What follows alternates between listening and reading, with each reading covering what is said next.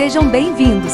Fique agora com o programa Espiritismo em Nossas Vidas com Wagner Ideale, sempre com temas que estão ligados ao nosso dia a dia.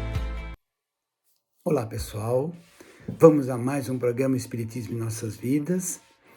Nós estamos nos últimos programas fazendo um estudo sobre as obras de André Luiz. Hoje nós vamos falar um pouquinho sobre o livro Libertação. Primeira parte no programa de hoje, segunda parte no próximo programa. Hoje estamos com um cenário um pouco diferente, mas dentro de 2 programas deveremos voltar para o cenário tradicional. Vamos lá. Como sempre nós falamos, o objetivo desse estudo das obras de André Luiz não é fugir da leitura do livro. A leitura do livro é muito mais rico, muito mais profundo. É importante que a gente leia. O nosso objetivo aqui é despertar a leitura de determinados livros da André Luiz que tem um assunto que de repente chama muita atenção. Você de repente tem, puxa vida, esse livro ele falou que tem uma parte assim, vai falar sobre tal assunto dentro da doutrina, eu vou ler o livro porque é interessante. Então nós vamos fazer alguns comentários e levantar alguns conceitos e tudo mais que nós possamos tratar no nesse nosso estudo. Então, vamos aqui fazer um pequeno resumo. Eu tenho atrás de mim aqui um pequeno texto para poder me acompanhar. André Luiz destaca o trabalho dos espíritos superiores para conseguir a conversão ao bem do espírito Gregório, que culmina com o inesquecível reencontro com sua mãe. Esse livro, o nome já diz Libertação, ele vai tratar de um gravíssimo problema que acontece na espiritualidade. Todo mundo fica perguntando, poxa, mas e aí, eu morro, como é que é do outro lado? Eu desencarno, como é que fica do outro lado? E é impressionante as revelações que nosso querido André Luiz nos passa. Passou no livro Nosso Lar, toda essa série em nossos programas, tentamos mostrar um pouquinho. E hoje é um momento também bastante importante de entendimento da espiritualidade. Então ele fala, essa obra permite conhecer os processos da ação dos espíritos infelizes procurando envolver os homens em seus procedimentos. Trocando em miúdos, influência espiritual. Né? O grande problema da influência espiritual. O livro é composto de 20 capítulos, quer dizer, não é um livro pesado para se ler, com 263 páginas. André Luiz, a psicografia do nosso querido Chico. No livro nós vamos encontrar 3 personagens importantes. Um é Flaccus, que é um dos ministros do Nosso Lar, o Gubbio, que é um instrutor lá do Nosso Lar, e o Eloy, que é um amigo de André Luiz, que o acompanha ao longo dessa jornada aí. No capítulo 1, você vai ver lá alguns vultos históricos que não teve, assim, apesar de ter boas intenções, fazer algumas coisas, mas não havia nessas pessoas a preocupação maior da paz, da fraternidade, do amor, dos ensinos do Cristo. Eram pessoas como tantas e tantas, que não foram pessoas más, mas foram pessoas voltadas aos seus interesses, a sua vida, enfim, a um contexto mais do mundo material, do mundo físico, das relações entre pessoas. Nesse momento, no capítulo 2, nós vamos ter um negócio meio complicado. Ele vai falar de uma coisa que assusta um pouco, mas é uma realidade. Existem cidades espirituais, existem milhares e milhares e milhares e milhares de cidades espirituais.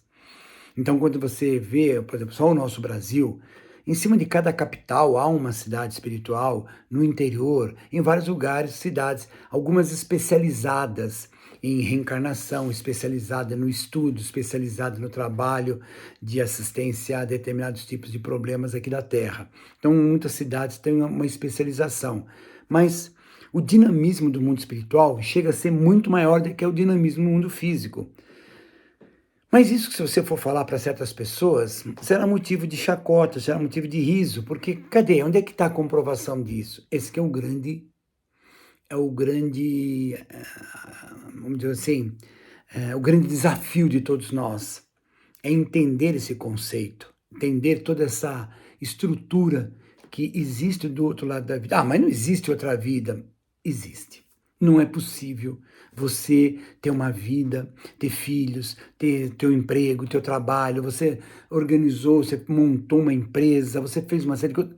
Você teve uma vida e morreu, acabou tudo. Ah, acabou. Não estou nem questionando a existência ou não de Deus, porque há religiões orientais que propagam a reencarnação e não acreditam na existência de Deus. Não estou nem entrando nesse contexto. Mas que a vida não é uma só, mas isso não é mesmo. Mas não precisa ser espírita, é só ser lógico, racional, vai ver que a vida não é uma só. Mas eu acho que a vida é uma só. Estamos tentando fugir. Bom, é uma outra história. Você está tentando fugir de coisas que te aconteceu na vida.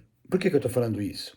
Porque da mesma forma como existem cidades espirituais elevadas, existem cidades espirituais controladas por espíritos perversos. Então, no capítulo 2, ele vai falar dos espíritos desencarnados que estão ainda voltados para as coisas desequilibradas, para o mal, que organizam e dirigem cidades espirituais. Não são cidades lindas, maravilhosas, claro que não.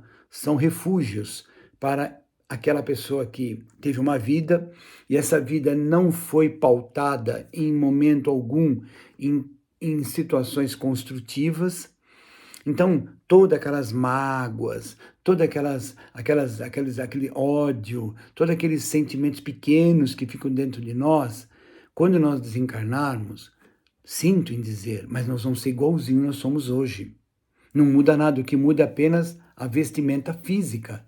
Nós vamos eliminar o corpo físico e vamos continuar sendo nós mesmos. E continuando sendo nós mesmos na espiritualidade, nós vamos não ter a limitação do corpo físico. Então nós vamos expandir tudo que a gente é, tanto de coisas boas, construtivas, de estudos, de aprendizado, de ajuda ao próximo, como também das coisas que não são boas para o espírito. Mas aí não estamos falando em pecado, estamos falando em evolução. E aí nós vamos ser atraídos magneticamente por aquilo que nos é agradável, seja elevado, seja desequilibrado. No capítulo 3, ele mostra a sublime lição de renúncia e gratidão, mostrando as desarmonias na Terra, toda essa problemática que nós vivemos entre o mundo espiritual e o mundo físico. Essa conexão que a gente não quer admitir, mas existe, está lá no Livro dos Espíritos. Bom, claro, você leu o Livro dos Espíritos? Você concorda com o que está lá? Concordo. Pois é, lá tem uma pergunta que diz assim: os espíritos interferem em nossas vidas? E a resposta é: muito mais do que você imagina. Bom, mas eu tenho livre-arbítrio, claro. Ele vai tentar te induzir a fazer coisas boas. Um espírito vai tentar te orientar, vai tentar chamar tua atenção para coisas boas. Você tem livre-arbítrio para fazer ou não. O mesmo para as coisas não muito legais. Lembra? Paulo disse: tudo eu posso, algumas coisas não me convêm. Ou outros falam que tudo me é lícito, algumas coisas não me convêm. No capítulo 4, uma cidade estranha, chama o capítulo. Descreve reinos tenebrosos de trevas, habitados por seres de terrível aspecto, com gemidos lancinantes vindo de toda parte. Essa região é dirigida por um espírito impiedoso que se intitulou Grande Juiz. Nesse capítulo mostra a doença mental, a licantropia, elucidações sobre sintonia e aura. É complicado, né? Licantropia, o enfermo se acha transformado em lobo.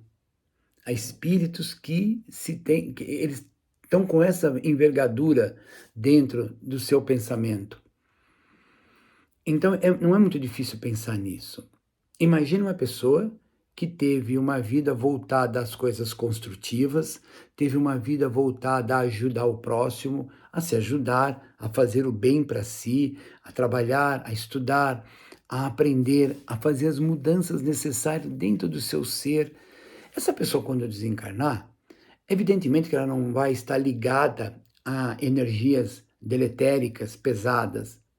Agora, aquela outra pessoa que teve uma vida inteira voltadas a coisas não muito éticas, não muito elegantes, dentro do seu coração impera o ódio, impera a falsidade, impera uma série de coisas não muito legais, Evidentemente, quando desencarnar, ela vai estar sintonizada com tudo isso. Algumas vão acordar e vir no arrependimento, outras não, vão continuar se ligando nisso. As que estão em arrependimento vão ser tratadas, vão passar por tratamentos, vai ter uma nova encarnação e outra, e outra, e outra, e outra encarnação para as correções, para as mudanças, para voltar a um patamar equilibrado. Por isso que é bastante assustador certas coisas que a gente lê, mas é real. Não gostaríamos, é só nós mudarmos para entender o Cristo que está dentro de nós. Lembra?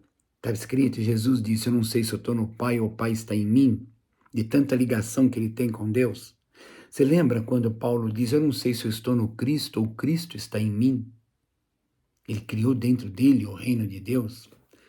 No capítulo 5, a lei de ação e reação está presente em toda parte, porém naquela região das trevas os juízes hipnotizam os declarados réus e os condenam e materializam ao invés de renovação moral. E aí os espíritos superiores não fazem nada? Deixa esses espíritos fazer o que eles querem? Não. Os espíritos superiores estão sempre atentos, mas as pessoas que estão lá, elas querem estar lá. Consciente ou inconsciente, elas querem estar lá. Aquela é a realidade delas. Como aqui na vida. Você vai pegar determinadas pessoas e vai botar ela num salão para assistir uma música erudita. Ela vai falar, não, tá louco, deixa eu ir lá assistir um outro gênero de música, a qual eu não gosto, mas aquela pessoa gosta. Eu não sou melhor que ela. Eu gosto desse gênero de música. Ela gosta daquele outro gênero de música. Então, é nisso que eu estou dizendo, são as simpatias, as nossas ligações. No capítulo 6, é citados halos vibratórios, as desarmonias entre os cônjuges, nosso desligamento, quando nós vamos para a espiritualidade, somos influenciados por espíritos, para quando voltar à vida física, ter conversações, brigas, discussões. Isso tudo é analisado nesse capítulo. No capítulo 7, casas revestidas de lodo e cheiro repelente davam um tom daquele local. Adiante, um brusco desempenhadeiro e abaixo dele furnas e abismos, onde milhares de espíritos alienados mentais se amontoavam.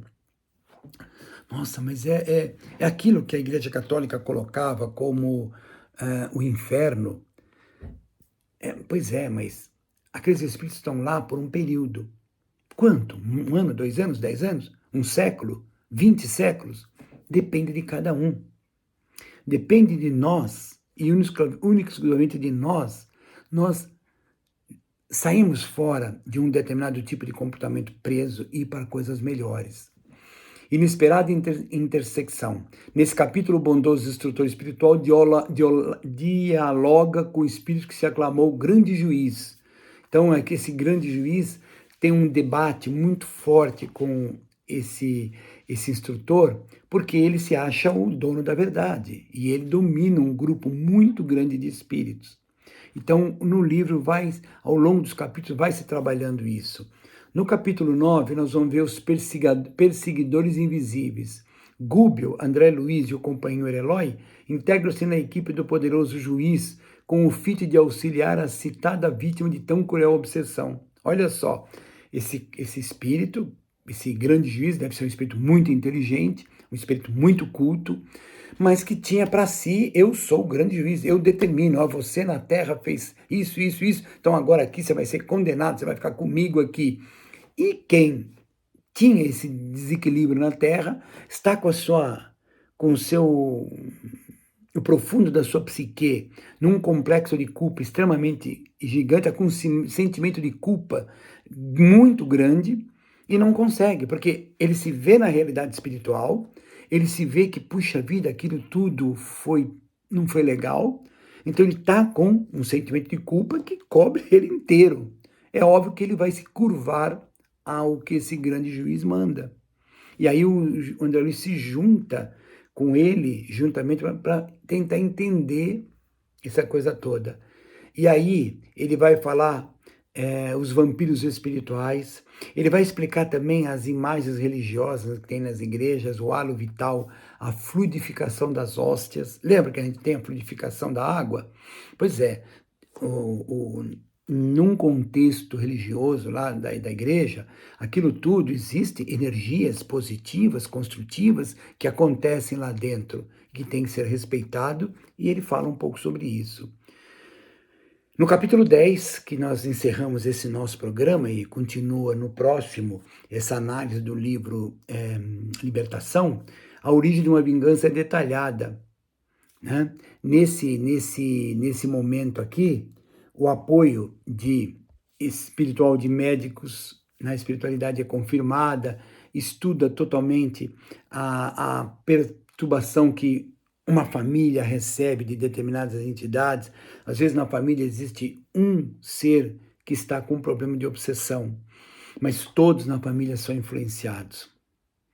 Então, quando a pessoa vai fazer um tratamento espiritual num centro espírita, era importante que a família também o faça. Porque, claro, você tem numa casa uma pessoa com problema de álcool, ele é um alcoólatra, e no domingo, na hora do almoço, fala, não, eu não vou tomar porque eu sou alcoólatra, estou fazendo tratamento, eu não vou tomar. E o resto da família toda fica tomando caipirinha, tomando vinho, cerveja, não ajuda em nada. Precisa todo mundo ajudar. E nesse capítulo 10, para finalizar, ele vai falar que a beleza física nem sempre é paralelo à forma perispiritual. Tem tudo muito, porque a gente fala, não, mas o perispírito molda o corpo da próxima existência, sem dúvida nenhuma. Só que existem situações específicas em que o espírito reencarna, o seu perispírito está com uma série de problemas, mas ele reencarna num corpo lindo, tem toda a beleza física. É uma oportunidade para que ele use essa beleza física, que facilita a vida, sem dúvida nenhuma, em vários aspectos, tanto homem quanto mulher, com a beleza física, facilita. Aproveita isso para fazer as mudanças, para ser uma pessoa melhor, para desenvolver a humildade, a paciência, o amor, a fraternidade, o trabalho, tudo aquilo que venha melhorar o seu ser. Mas, efetivamente, muitas vezes você vai olhar uma pessoa fisicamente linda, bonita, e se você tiver a capacidade de olhar o seu lado espiritual, se tiver uma vidência capaz de fazer essa percepção, você vai perceber que não é tudo isso. O Dr. Reinaldo, ele tinha um programa na Rádio Boa Nova, em Guarulhos, e eu acompanhava o trabalho dele, ele já desencarnou. E uma vez ele contou uma situação que ele estava andando num shopping center e passou uma moça muito bonita. E todo mundo ficava olhando para ela. E ele falou, nossa, está todo mundo olhando também, eu vou olhar. Ele virou para olhar para ela. Só que quando ele olhou para ela, ele olhou com os olhos espirituais, olhou através da sua clarividência. E ele ficou horrorizado com o que ele viu. Né? A quantidade de espíritos obsessores em volta dela, um aura extremamente problemático.